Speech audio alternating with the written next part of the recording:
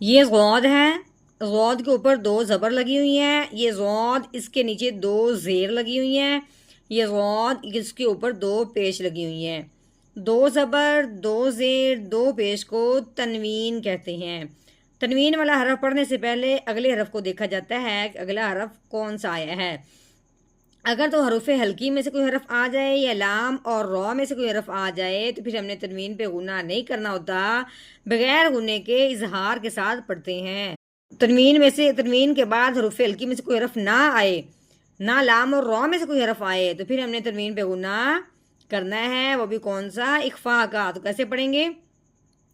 ज़ौद के ऊपर तनवीन आ गई, आगे ज़ौद हरूफ हल्की में से, लाम और रॉ में से नहीं है, तो तनवीन पे गुना करेंगे इख्फा का। दो ज़बर ज़ो, ज़ौद के नीचे तनवीन आ गई, आगे ज़ौद हरूफ हल्की में से नहीं है, तो तनवीन पे गुना करेंगे इख्फा का।